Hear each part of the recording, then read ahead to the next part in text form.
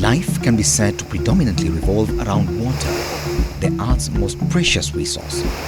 Putting this into account under the Vision 2030 blueprint, the government of the Republic of Kenya took cognizance of the importance of improving the country's water and sanitation services and increasing access to its citizens. A move spearheading the country's transformation to a newly industrialized middle-income economy. As part of reforms by the government, 8 water service boards were established under the Water Act of 2002. They were tasked with meeting the country's high water demand. Established on 12th March 2004, the Lake Victoria North Water Services Board is one such body. As the Lake Victoria North Water Services Board, our services cover the Western and part of Rift Valley regions.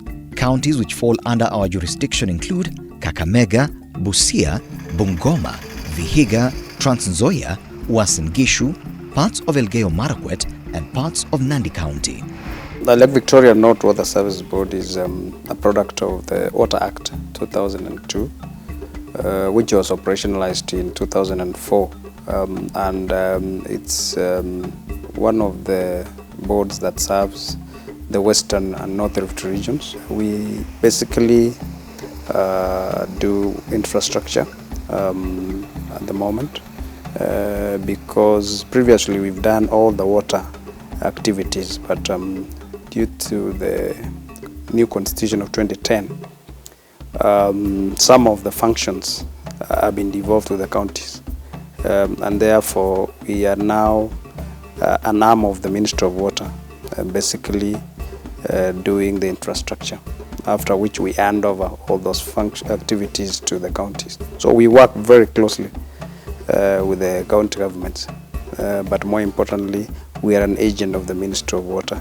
Our mandate as an agency of national government is to develop water and sewerage infrastructure within our area of jurisdiction. This infrastructure being a function of the national government, we hold the assets, that I mean the water infrastructure, the water treatment plants, the pipelines and all, the treatment plants, all the housing related to it. These assets go into the book of the national government because they are developed through loans, through credits, through grants. So they are assets that we hold on behalf of the public.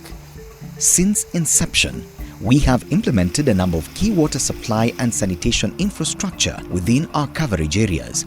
This has in turn translated to increased water accessibility both for industrial and domestic use. The same has been the case with sanitation infrastructure. My role is to manage the section and to oversee all the operations, give day-to-day guidance. We go as far as also managing our contractors because we have a lot of contractors in the projects that we implement, whom we contracted. We also manage consultants to ensure that they do the right thing. And also in terms of capacity buildings, we also ensure that our companies, rather the service providers that we have, are up to date with whatever they do. We source for funds. I mean, you can't put up structures without money. So we source for funds, and this we do through engaging donors. We've had several donors on board. We have the World Bank, who is our main partner as of currently.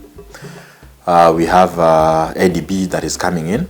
We've asked KfW, which is the German funding agency. We have other smaller partners like KIDIP. We have KOICA. We've also had some other interest from the Belgians. We've had also during in community water provision, UNICEF has also come in strongly.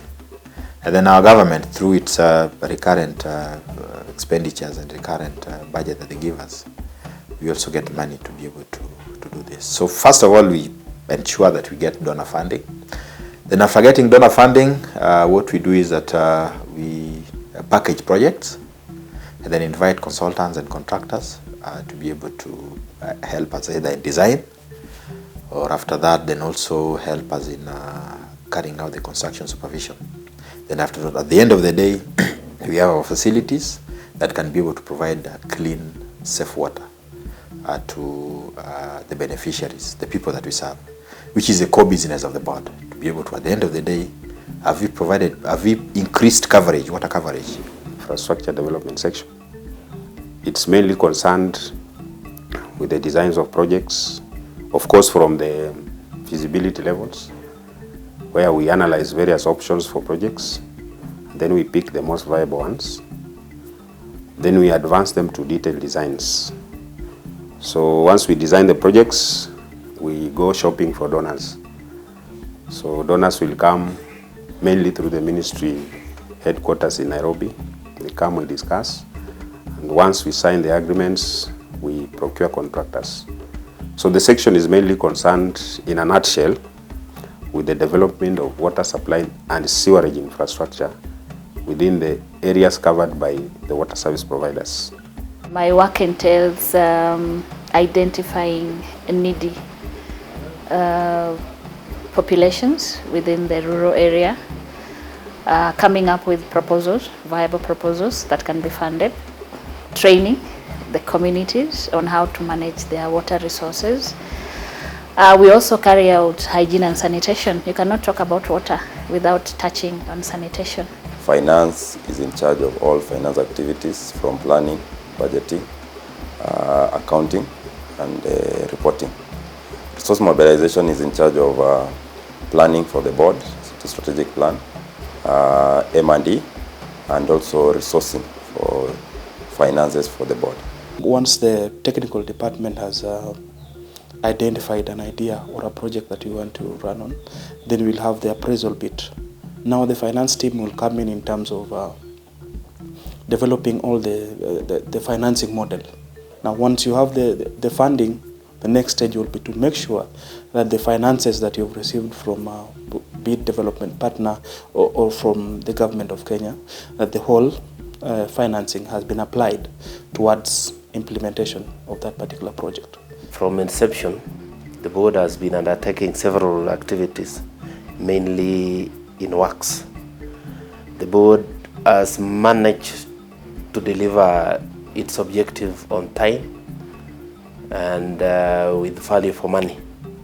We have not had cases where we have had the board being accused of inflating their tenders or getting late in the procurement of certain activities. So in general, I think the board have added some value to the way the board has achieved its activities. The key mandate of this particular department is to ensure that the board complies with all legislation and statutory provision, to ensure we give advice, timely advice to the board that will minimize or mitigate any litigation that arises as a result of the activities that the board carries out. We also offer company secretarial services. So the activities of the section can be split broadly into litigation management, that's case management. That means we handle all the cases for and against the board.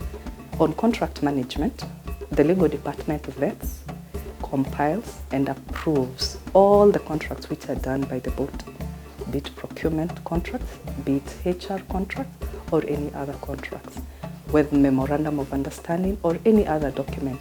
We also ensure that they are properly executed.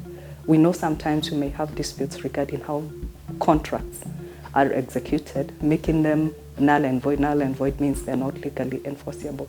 So it's up to us as the legal department to ensure whatever contract the board has undertaken, the interest of the board is well catered for and they are properly executed as per the provision of the law.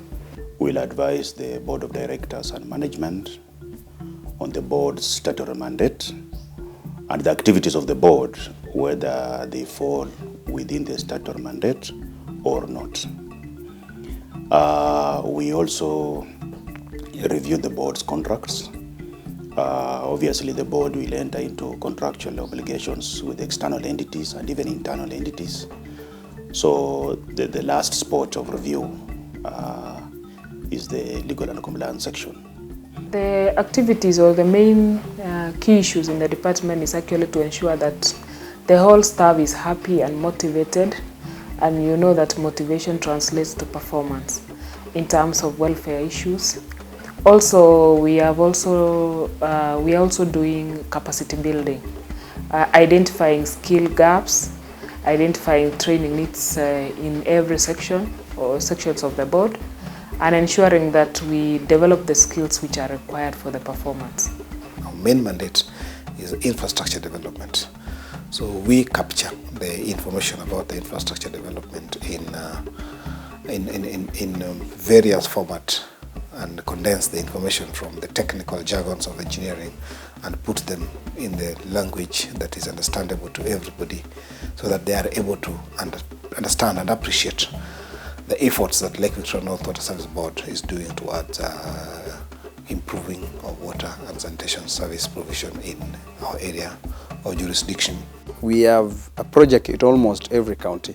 In Nandi, help of development partners, we will very soon be commissioning the Keben water project that will serve the entire region of Nandi. It's a very big project. It will serve Kapsabet and Nandi Hills town and the towns that are within the county. But at the moment, we have a project that is running in Kapsabet town that was financed by the Japanese government, the Chaika project that costed about over $1 billion shillings. That one is currently operational. The reason why we are putting in another project is because that is a pumping scheme, and pumping schemes are very expensive. Our focus mainly is to develop in as much as possible, mostly, the gravity schemes. In Uasin Gishu, we have the Chebara that was financed in partnership with the German government. That is overstretched at the moment because the town of Eldoret has grown exponentially. Probably it's tripled its size, its population. And therefore we urgently need an additional supply, and that is why with the help of World Bank, we've just commissioned now the El Karini project that will give us about 10 million liters per day. That project is currently ongoing, and we hope it will be complete by end of next year. Additionally, because that is not sufficient, because we have a deficit of over 20 million liters, we hope that with the support of ADB, we should get another project on board. They have already accepted. We are in the final stages of signing an agreement so that we can develop the current water supply that will give us over 25 million liters per day. That, in my view, will probably serve Eldoret at the moment, but we have other plans. We are in the process of designing another mega project called Two Rivers that will take us probably in another 30 or 40 years, because I think the problem that we have is we never planned for these towns. Then we go to Elgeyo Marakwet. We already have in operation 2 projects, one in Kapsowar and another one in Kapcherop. Those ones are currently operational, serving the residents of that region. We hope to expand the SIM so that we can serve more people. But because of the demand, we've commissioned another project to serve the indigenous people upstream called the Kapcherop water supply. In Trans Nzoia, we have the water supply that is currently supplying 10 million liters. We hope that with the support of ADB again, we are getting on board another project from Kiptogot Kolongolo that will supply over 10 million liters to Kitale town. And we are also pursuing another partner to develop the sanitation system. These developments have been made possible under various programs financed both by the Government of Kenya and a number of our development partners, including the World Bank, KfW, a German development bank, Italian government, UNICEF, African Development Bank, the Belgium, Korean and Japanese governments, among others. One such program is the Nzoia Cluster Phase 3 program, which has been under implementation for the last 5 years, mainly under the Water and Sanitation Services Improvement Program, WASIP, funded by the World Bank and the Government of Kenya. The WASIP program was initially designed to mainly provide facelifts to water supply infrastructure in a number of small cluster towns and growth centers within the board, towns which have suffered from dilapidated infrastructure and therefore perennial lack of water and inadequate sanitation. The other projects implemented under the WASIP program are Kaimosi, Cheptulu, Serem and Hamisi water projects in Vihiga County, Kapsoya treatment works and Elegereni pipeline in Uasin Gishu County, Kipkaren Dam water supply project in Uasin Gishu County, Kapcherop and Kapsowar water supply projects in Marakwet County, and lately rehabilitation of Kwanza water supply project and construction of sanitation facilities for informal settlements in Mumias and Eldoret towns.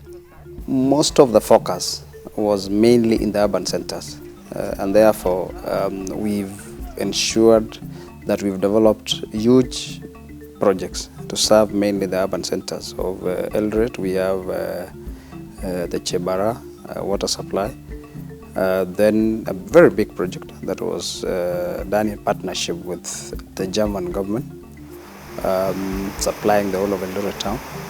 Then we have one in Mumias that is basically serving the Kakamega region. Then we have the Tindinho project that is in Nandi that is serving also Kakamega and its environs. Those are very big projects costing billions of money.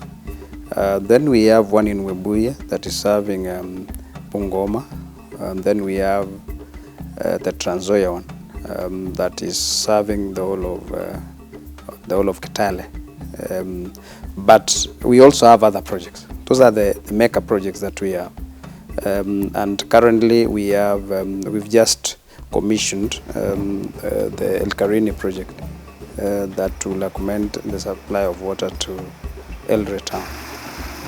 Majority of these projects are based in urban centers and upon completion are handed over to the urban water services providers for management in accordance to set regulations by the Water Service Regulatory Board.